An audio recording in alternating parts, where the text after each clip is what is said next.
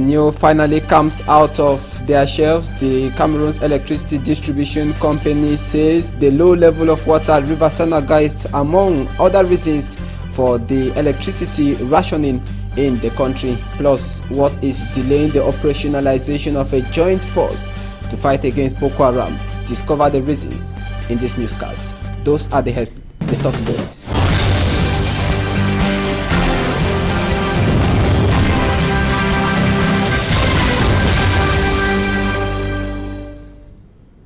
Good evening, thanks for joining us in this 6 p.m. primetime newscast on Equinox Television. It is the Weekender edition. The United Nations is yet to give its go-ahead on the operationalization of a joint task force to fight against the terrorist group Boko Haram. The delay of the deployment and issues are being discussed in a security meeting in the nation's capital, Yaoundé. Roland Akon tells us more. The fight against Boko Haram continues without a multinational joint task force, which was supposed to have been on the ground to challenge the terrorist group. The head office of the 10,000 joint task force is in Jamena, Chad, but the force cannot go operational until it gets an okay from the UN. Other logistic support are not yet on the ground. Even the 50 billion franc CFA which member countries of ECOWAS were supposed to raise to assist Cameroon and Chad in the fight against Boko Haram, the money has not yet been raised. The extraordinary defense and security meeting in Yaoundé is aimed at discussing these and other issues concerning the fight against Boko Haram in the Central African sub-region. The propositions of the Yaoundé Defense and Security meeting will be forwarded to the President of ECOWAS for adoption.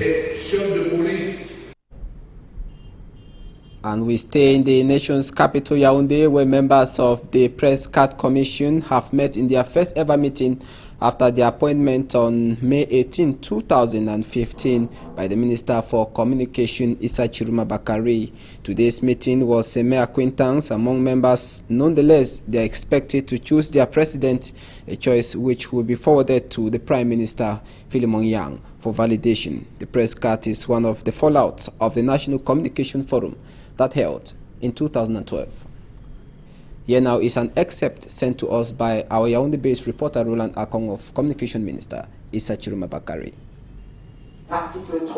There you have many people, just because they can read and write, they improvise themselves to be journalists. That's the reason why everything is up and down in this profession. We have to take any necessary measure so that those who will exercise the profession should be the practitioner, very well acknowledged by the Commission. The reason why I think that this is very important step.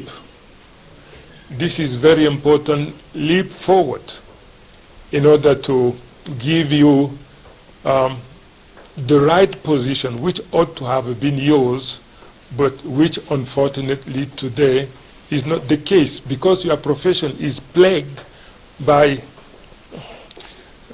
hostage takers, by parasite, so I say that from now onwards, so soon as the chairman of the commission, who will be at the helm, will be appointed, we have to accompany him in such a way that the profession will be respected by all and will be exercised by the practitioner, as I said. Just to conclude, Communication boss Issa Chiruma Bakari speaking there after the first ever meeting after the appointment on May 18 of the Press Card Commission.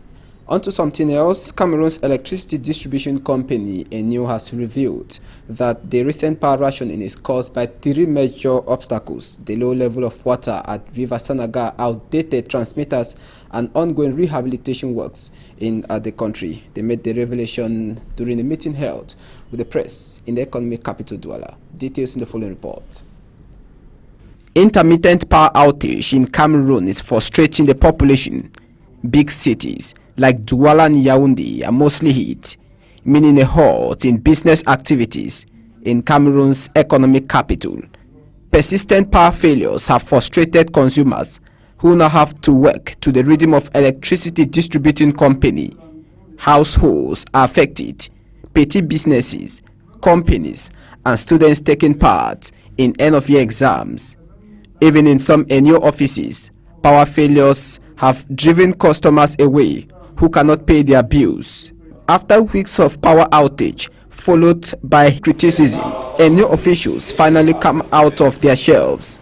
In a meeting held in Douala with pressmen, chaired by Joel Nana Conchu, General Manager of NU, it was disclosed that 3 major reasons are blocking the frequent supply of electricity in Cameroon. The first thing is the loss, or I would say the reduction of the water flow in the Sanaga Basin.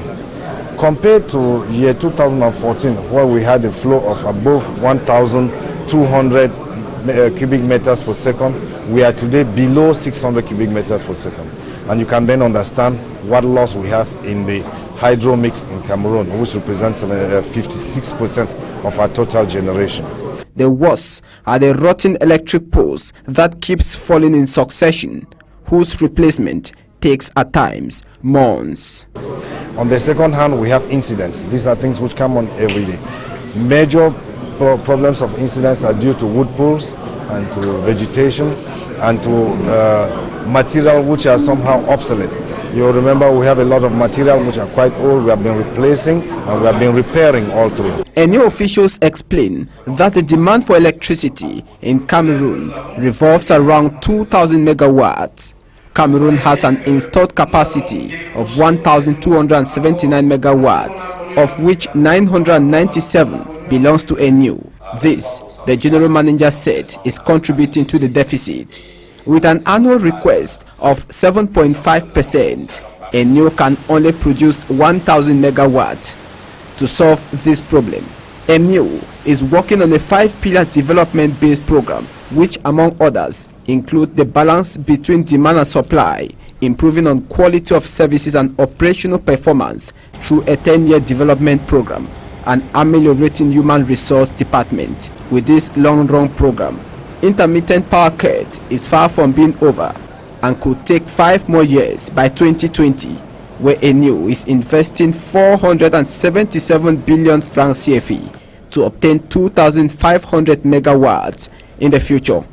The question now is, by 2020, and with the present situation, will NU still be alive?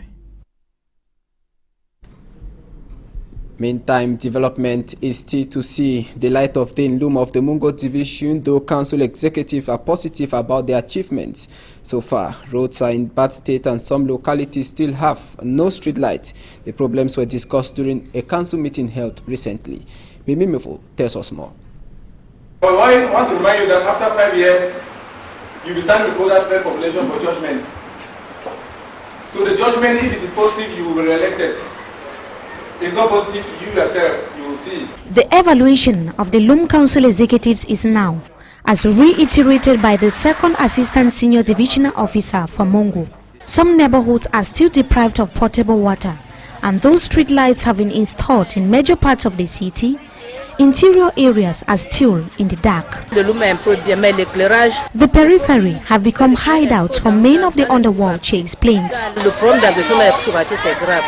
Even the bridge, posing serious threats to locals, requires repairs. Council officials who took over more than 2 years ago are, however, satisfied with the level of work done. We have already identified the town. We are almost at the starting of building bridges, road leading to farm to road market. That is farm to road market. That's what we are doing now. For the next few days, we will attack some certain road that they are leading to quarters. When we look at the community of Loom, you discover that there have been changes. The roads have been maintained and many other issues being put in place. With this, I'm very sure that if they continue the same way, by the end of the 5 years, they may be re-elected because... The mayor, however, underscored that the expected development cannot come in one day, and that it takes a collective effort to attain the goals of the municipality. We have to do all the things at the same moment. That means we don't start for see all problems when Loom get them. The councillors gathered to evaluate the management of activities at the Loom municipality and propose workable solutions. The Minister of Livestock, Fisheries and Animal Husbandry recently received vaccines, animal feed and other equipment worth 300 million francs CFA from the Food and Agriculture Organization, the FAO. The products are aimed at protecting livestock, especially those from Central African refugees. Details with Jacques Kwekinge. Cameroon, between 2013 and 2014, has played host to more than 215,000 refugees from Central African Republic, with 151,000 found in the east region of the country. Most of the refugees fled to Cameroon with their livestock. A census carried out in June at the site hosting the refugees revealed that the east region is host to more than 110,000 cattle, with more than 64,000 belonging to the refugees. This melange of cattle from the Central African Republic with those of Cameroon represents a great health and nutritional danger to the population. It was on this backdrop that the Minister of Livestock, Fishery and Animal Husbandry was in the East region to receive on behalf of the Cameroon government vaccines, animal feed and other equipment worth 300 million francs CFA from the representative of the Food and Agriculture Organization in order to vaccinate cattle and other ruminants in the East and Adamawa regions against eventual diseases. It was also an occasion for Dr. Taiga and Mai Musa Abari, representative of the Food and Agriculture Organization, to visit the Dakayu Ranch, where an important agro-pastoral project is being carried out. And that takes us to our environment page. Now, today has been commemorated as the Environment Day on the theme 7 billion dreams, one planet consumed with care. On this occasion, United Nations Secretary General Ban Ki-moon has urged everyone to become better stewards of the planet. Mr. Ban Ki-moon equally said people should be conscious of ecological impact and preserve it. Air pollution is said to be the major environmental hazard in the world. Our guest tonight will be talking on that. And that takes us to news out of the country. Rescuers of China cruise ship have now cut holes into the overturned hull of the ship in 3 places at safe times. Divers are working in 3 shifts to search the ship's cabins. Euronews tells us more. Chinese rescue teams have successfully righted a battered cruise ship which capsized Monday on the Yangtze River. The Eastern Star overturned in a freak tornado during the night. It had 456 people on board, with only 14 found alive so far, including the captain. The operation to right the vessel was hampered due to large numbers of bodies still in the water. Up to now, only around 100 have been brought ashore. During the engineering work of righting the cruise ship, our divers were often finding bodies of casualties in deep waters. When we conducted work above water, we also found passengers' bodies floating. We had to stop to make arrangements to send them to the relevant departments. On Thursday night, hundreds of people, including many of the victims' families, held a candlelit vigil in central Hubei province, where the accident took place. This woman said, "I feel very heartbroken and saddened. I hope the victims in heaven can rest in peace. There's only so much we can do, and we want to help the family members here. I feel better coming here to support them." Some family members have been openly critical of the authorities for how they've been treated and a perceived lack of information. The Chinese government called for measures to help families and to earnestly safeguard social stability. And still in news out of the country, we talk sport football with the crisis rocking FIFA top executives. Another revelation has been made. Money allegedly exchanged hands during the golden hand of Thierry Henry in the 2010 World Cup. And there seems to have been many foul play in the past years as far as the World Football Governing Body is concerned. Euronews.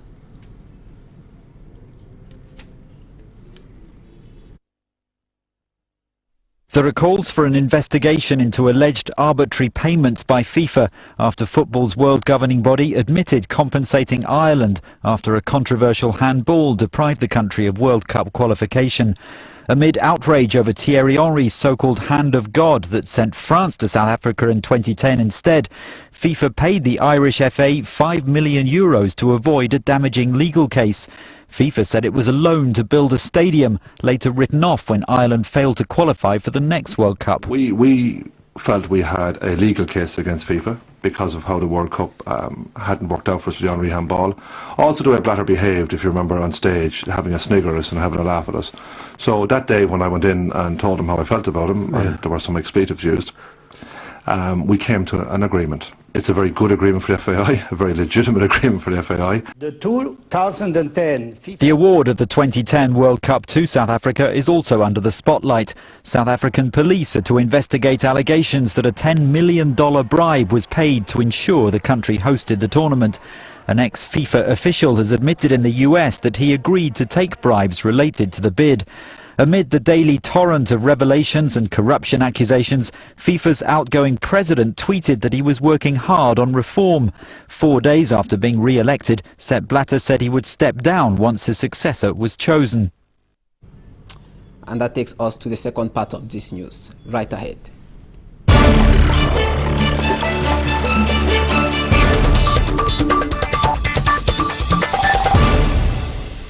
The day to preserve the environment, to increase quality of life without increasing environmental degradation, shifting consumption patterns towards goods that has less energy and water and other resources. It is the proposal of UN Secretary General Ban Ki-moon. Thanks for joining us in the second part of this newscast. Tonight we have an environmentalist, Mr. Raphael Wansi. Good evening. Good evening. Thanks for joining us. I'm happy to be with you. When you look at the environment today in Cameroon, do you have the impression that it is being protected? We have very special laws, and we have a framework of law and environmental law to protect our environment. But, you know, writing law is easy, but the problem is the efficiency of the law. Sometimes we ask whether the law is efficient, you know, whether it's effective. As that effectivity of law is the problem of the implementation of law in Cameroon, of environmental law and environmental strategies. There are problems because the regions are very different. You know, you can have a framework for the national territory, but sometimes I think that today we need a framework for the regions, because the regions, they have their own specificity. In a sense, what are you saying? Yeah. Talk of framework? Well, when I talk of the framework, when I talk of the law, you know, the law that is implemented in Cameroon, that is used, that is applied. That law cannot solve all the problems, you know. Now we can't solve all the problems. But in the future, we will have an environmental management plan for every region. Is because of the decentralization, is the way we are now joining. You know, we're not following that way because it's very difficult to apply the law now, but it's not effective. I can't say that the law is effective, but we have good laws, but they're not effective because there are some problems on the field. So the problem is with implementation. Yeah. Now, can you give us some of the environmental hazards or problems that we have in Cameroon? Can you identify them? Yes, we have some environmental hazards, especially with the industries, you know, where they have liquid waste they throw in the rivers. We have the smoke or the pollution of air, you know. The pollution of air, especially in the towns, the big towns, is the problem we are facing now in Cameroon. We have pollution of rivers, pollution of sea.